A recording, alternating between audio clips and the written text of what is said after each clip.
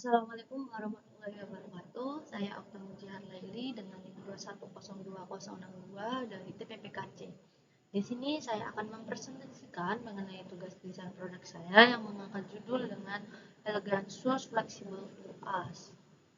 Tujuan adanya mata kuliah ini yakni desain produk itu untuk memecahkan masalah, mengembangkan inovasi atau gagasan baru, memperjelas atau mewujudkan gagasan abstrak, menyederhanakan gagasan yang terlalu besar dan sulit dicapai, serta mendorong kreativitas dan melatih diri untuk berpikir kritis atas yang dialami. Selanjutnya, latar belakang diangkatnya judul ini ditemukannya suatu masalah, yakni susah menemukan sepatu wanita untuk kegiatan indoor dan outdoor sekaligus dalam jangka waktu yang berdekatan. Ya, pada wanita remaja atau dewasa kerap kali kesusahan dalam menemukan alas kaki yang mampu digunakan dalam dua acara sekaligus dengan waktu yang berdekatan, seperti harus mengikuti acara formal terlebih dahulu, lalu selanjutnya ada kegiatan untuk menghadiri acara informal. Hal ini menghambat apabila harus menghadiri dengan mengganti alas kaki terlebih dahulu untuk menyesuaikan acara tersebut. Oleh karena itu dibutuhkannya suatu inovasi baru yang digunakan dalam dua acara sekaligus, yakni sepatu yang dapat digunakan dalam acara formal dan informal. Sebab suatu penampilan fashion wanita khususnya sangat berpengaruh terhadap suatu keeleganan dan keanggunan dalam penampilan.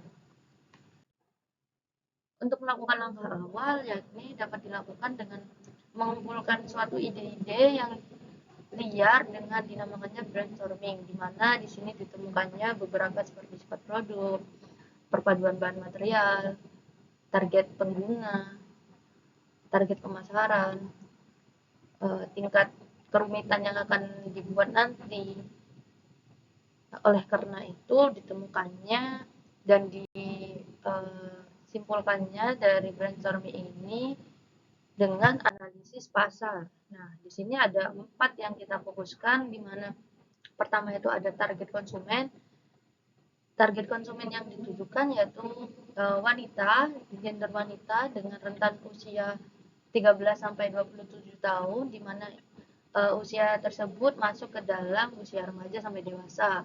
Lalu kedua ada target penggunaan, di mana penggunaan ini sesuai tujuan awal, yakni untuk acara formal dan informal yang akan dihadiri dalam jangka waktu berdekatan dan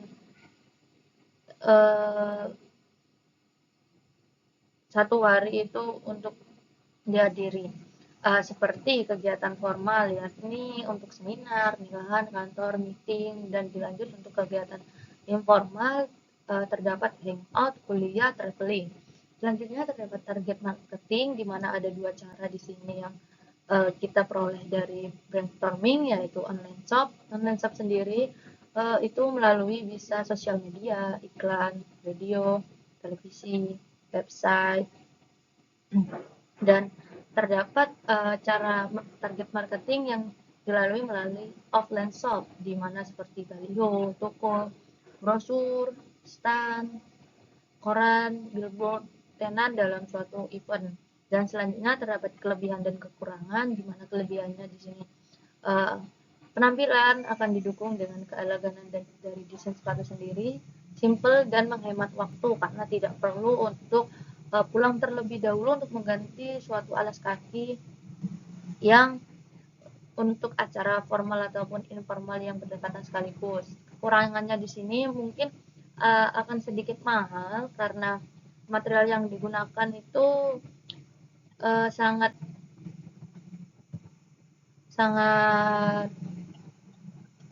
jangkauannya ini termasuk mendukung karena dia bersifat bahan material yang glossy, kulit sapi, dan ide kreatif yang dimiliki oleh desainer, karena suatu pemikiran ide itu sangat mahal ya tentunya.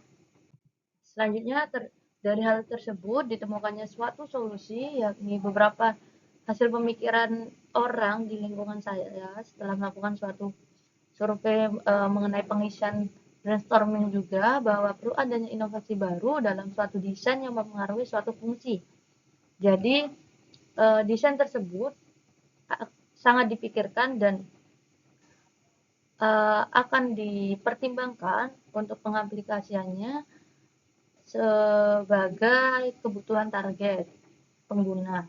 Seperti desainnya mengkolaborasikan dari fungsi pakainya, harus multifungsi sesuai kebutuhan pasar seperti tadi yang dapat digunakan dalam acara formal dan informal sekaligus dengan waktu yang berdekatan. Bisa juga dari kolaborasi penggunaan bahan atau materialnya seperti dengan hal ini penggunaan kulit sapi glossy dengan kain. Kain yang digunakan bisa dari kain denim, kain batik ataupun kanvas dan lain-lain.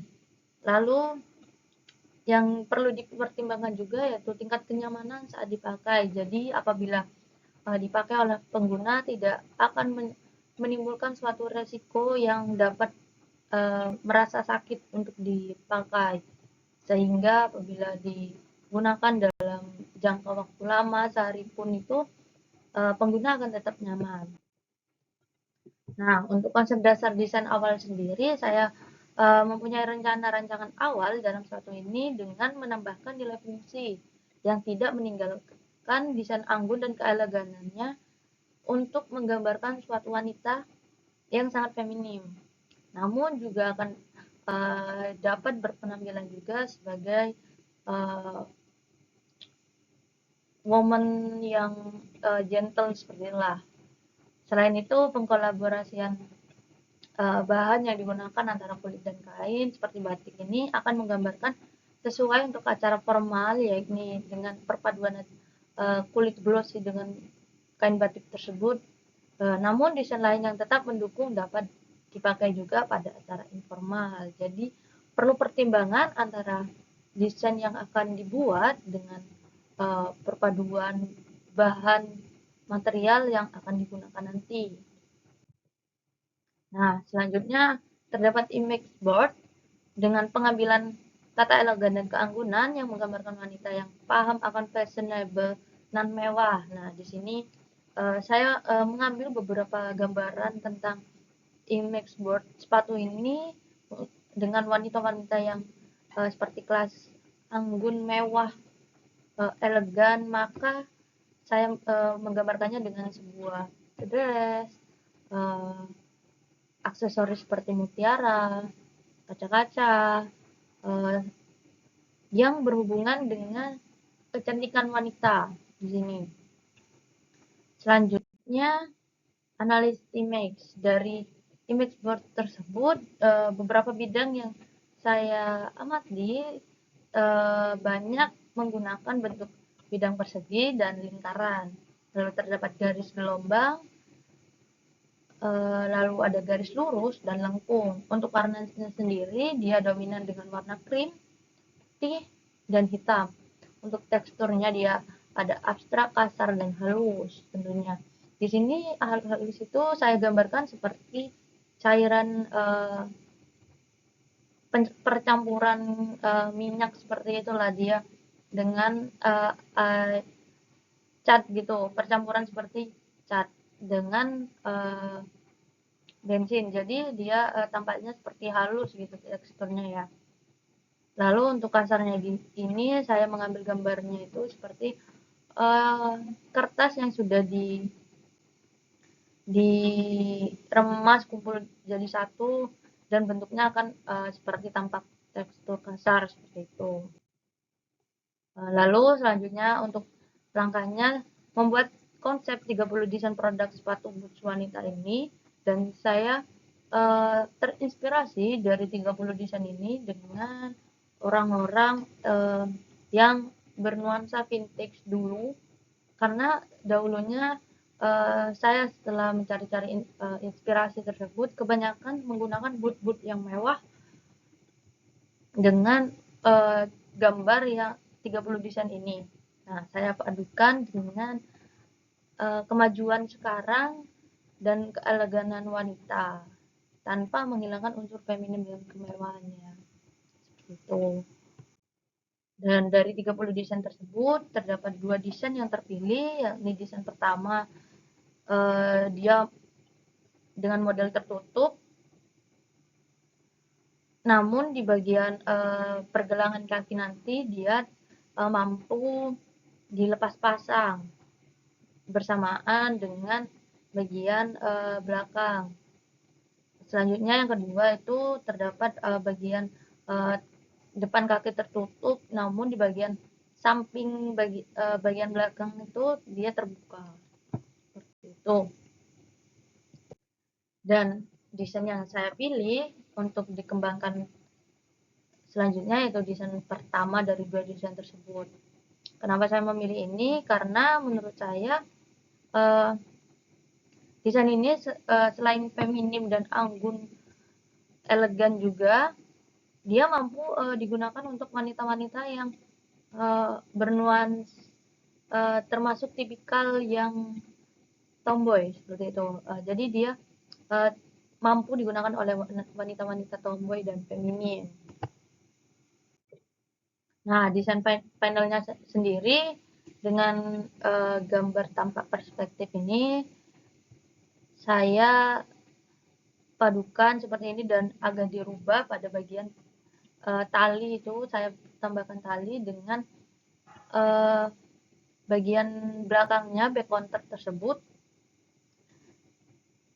mampu dilepas pasang dengan adanya perekat atau klip yang dapat menyatukan dengan bagian quarter. Nah, di sini ada analisis image-nya sendiri untuk tampak depan dan belakang, lalu kanan dan kiri. Tampak atasnya akan seperti ini, yakni untuk outsole-nya sendiri dengan motif seperti garis-garis tersebut tujuannya agar dia mampu mengerem atau tidak licin dalam digunakan untuk acara formal atau indoornya ya. Nah, untuk desain explode-nya di sini lebih rincinya untuk bahan-bahan yang akan digunakan. Untuk material komponen sepatunya sendiri di sini akan mengkolaborasikan kulit sapi glossy dengan kain batik di depannya bagian palmnya. Nah, kenapa digunakan perpaduan dua bahan tersebut? Karena acara formal tersebut identik dengan pakaian-pakaian resmi atau formal seperti batik ya. Jadi saya berinisiatif dengan adanya perpaduan batik pada sepatu ini akan mendukung produk ini untuk digunakan pada acara formal, serta untuk kulit sapi yang digunakan glossy tersebut, hitam glossy gitu, dia akan menambahkan nilai kemewahan dan keeleganan. Jadi dengan unsur tersebut akan mendukung penampilan wanita tersebut. Dan untuk warna pink sendiri dia menggambarkan suatu wanita yang kebanyakannya dia menyukai warna-warna yang soft seperti pink ini. Nah, lalu terdapat insole di sini, terdapat outsole yang terbuat dari rubber nantinya, dan terdapat pengeras. Lalu di sini terdapat detail dari pola desain sepatu boot wanita tadi, yakni terdapat pola dasarnya. Di sini pola dasarnya itu terdapat 6 komponen. Nah, lalu diperinci lagi pada pola jadi. Di sini terdapat pola palm, quarter,